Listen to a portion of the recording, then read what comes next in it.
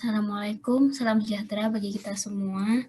Di sini kami akan membahas hasil review paper berjudul Geographical Information System atau GIS untuk mitigasi bencana alam banjir di Kota Manado. Paper ini diambil dari jurnal Teknik Elektro dan Komputer dan disusun oleh Denis F. Niode, Yaulide D.Y. Rindengan, Stanley D.S. Caro. Yang pertama ada permasalahan penelitian. Daerah Sulawesi Utara merupakan daerah kepulauan yang berada di pertemuan beberapa lempeng tektonik bumi, dikelilingi oleh beberapa gunung berapi, serta memiliki degradasi lingkungan yang tinggi. Sehingga kondisi Sulawesi Utara dan sekitarnya menjadi wilayah yang rawan bencana baik secara geografis, geologis, hidrologis, dan demografis. Dari permasalahan penelitian tadi diperoleh tujuan penelitian untuk mengurangi risiko bencana dengan identifikasi titik-titik rawan bencana di Kota Manado dengan menggunakan metode GIS. Metode penelitian yang pertama, objek dan lokasi penelitian. Penelitian dilaksanakan berdasarkan studi literatur dan studi kasus di Kota Manado. Yang kedua, bahan dan alat perlengkapan. Perangkat keras yang digunakan oleh peneliti berupa laptop Asus, GPS, alat tulis menulis, dan printer Canon. Sedangkan perangkat lunak yang digunakan berupa Quantum GIS, Microsoft Word, Google Earth, Photoshop, dan Global Mapper. Yang tiga, sumber data yang diperlukan. Data berupa materi-materi serta artikel-artikel tentang IT yang dapat menunjang penelitian. Yang kedua, data yang berhubungan dengan masalah sebagai acuan penelitian. Yang ketiga, data-data tertulis dari Badan Penanggulangan Bencana Daerah Kota Manado. Metodologi perancangan sistem. Metodologi perancangan sistem menggunakan pendekatan metodologi disiplin Agile Delivery atau DAD yang merupakan proses kerangka kerja yang menitik beratkan people first dan learning oriented hybrid agile approach to IT solution delivery.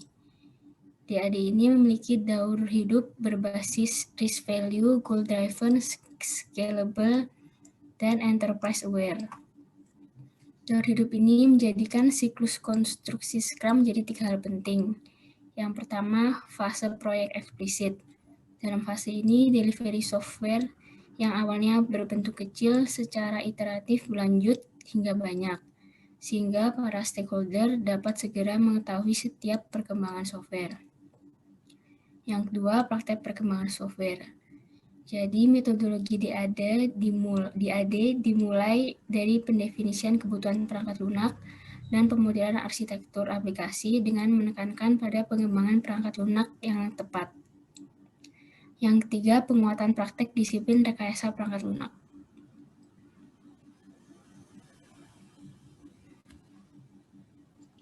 Selanjutnya adalah gambaran umum lingkungan bisnis. Penggunaan teknologi informasi dapat dijadikan alat proses bisnis instansi Badan Penanggulangan Bencana Daerah. Hal ini sesuai dengan pembukaan Undang-Undang Dasar 1945, alinea keempat, yaitu Negara Republik Indonesia berkewajiban melindungi segenap bangsa dan seluruh tumpah darah Indonesia, memajukan kesejahteraan umum, mencerdaskan kehidupan bangsa, dan ikut melaksanakan ketertiban dunia yang berdasarkan kemerdekaan, perdamaian abadi, dan keadilan sosial.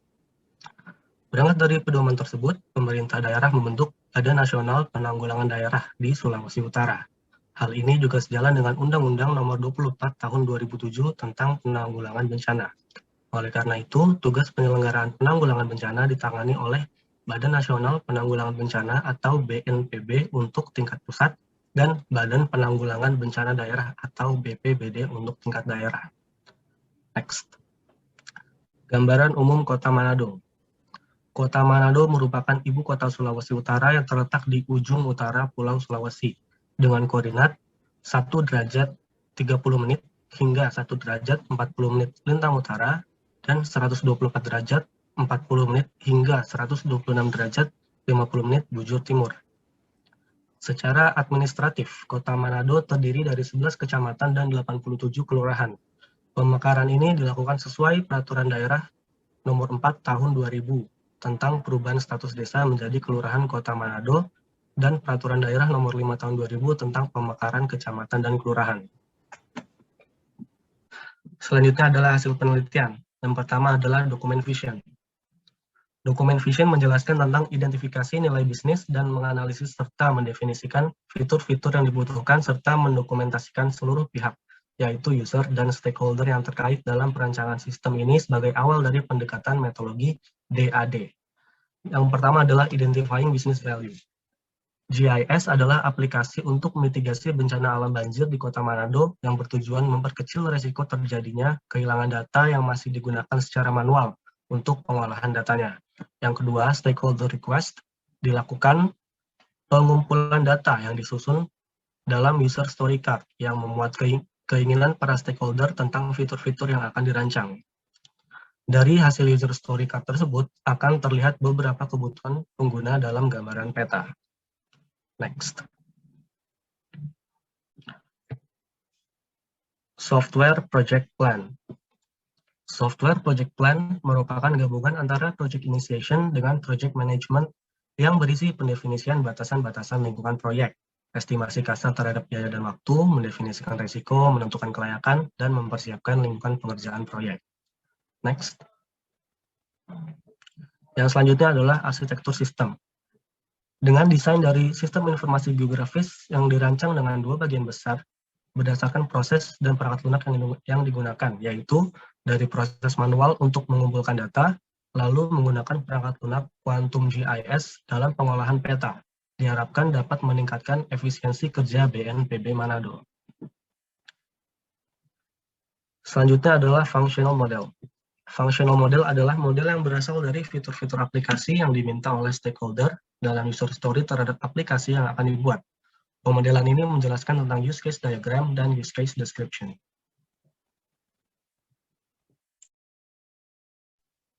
Kemudian ada Human Computer Interaction Layer Design. Ini merupakan pemodelan untuk menggambarkan proses sistem berinteraksi dengan entitas lain yang digambarkan dengan navigation design.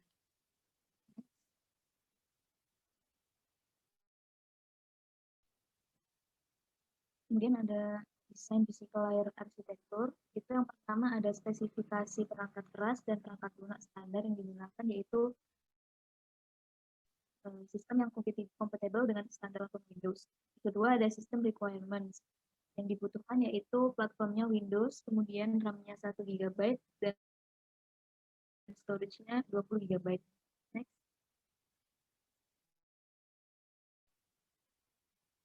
Untuk matriks tingkat risiko banjirnya ada dua, yaitu banjir lokal dan banjir bandang. Untuk banjir lokal sendiri itu berdasarkan matriks penentuan tingkat risiko bencana banjir, daerah tingkat risiko bencana tinggi yaitu daerah yang memiliki tingkat kerugian sedang dan tingkat kapasitas rendah atau sedang. Kemudian untuk banjir bandang itu berdasarkan matriks penentuan tingkat risiko banjir bandang, daerah tingkat risiko bencana tinggi itu daerah yang memiliki tingkat kerugian tinggi atau sedang dan tingkat kapasitas rendah atau sedang. Next.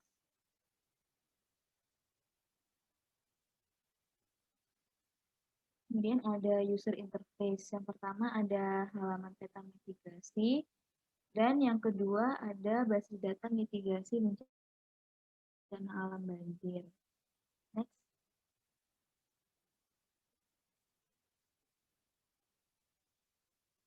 Untuk halaman peta mitigasi itu ada beberapa indeks. Yang pertama, indeks risiko banjir. Ini dihitung berdasarkan indeks ancaman kerentanan dan indeks kapasitas berdasarkan rumus umum kajian risiko dalam panduan umum kajian risiko bencana oleh BNPB untuk bencana penanggulangan bencana.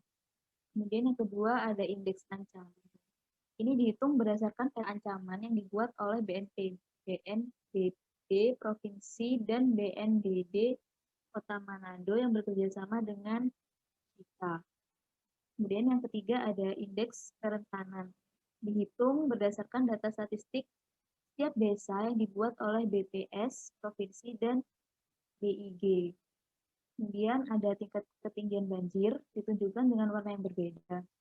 Ada pusat kota, untuk titik hitam dengan lingkaran pada luar titik. Kemudian ada batas kecamatan, yaitu garis merah putus-putus. Kemudian ada batas kabupaten dengan garis hitam putus-putus. Kemudian sungai yang dilambangkan warna biru. Elevasi tanah yang dilambangkan oleh warna coklat. Dan jalan dibedakan menjadi 4. Yang pertama ada jalan provinsi kabupaten, yaitu jalan utama yang menghubungkan antar provinsi dan kabupaten. Kemudian yang kedua ada jalan arteri, yaitu jalan dalam kota yang memiliki rute jarak jauh dan jalur keluar masuk dibatasi. Kemudian yang ketiga ada jalan kolektor, yaitu jalan penghubung jarak dekat atau jauh yang tidak dibatasi. Kemudian yang keempat ada jalan lokal, yaitu jalan dalam desa atau kelurahan. Next.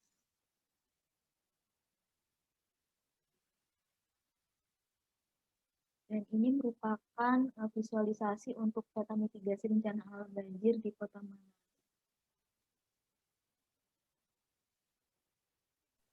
Selanjutnya dari user interface itu juga terdapat basis data mitigasi bencana alam banjir.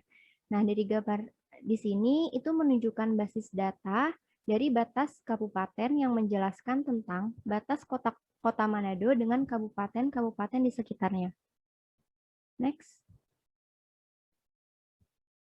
Nah, dari hasil penelitian, di sini terdapat hasil kajian, di mana berdasarkan hasil penelitian, GIS dapat mempermudah untuk mengetahui informasi mengenai daerah rawan banjir sebagai upaya mitigasi bencana alam di Kota Manado.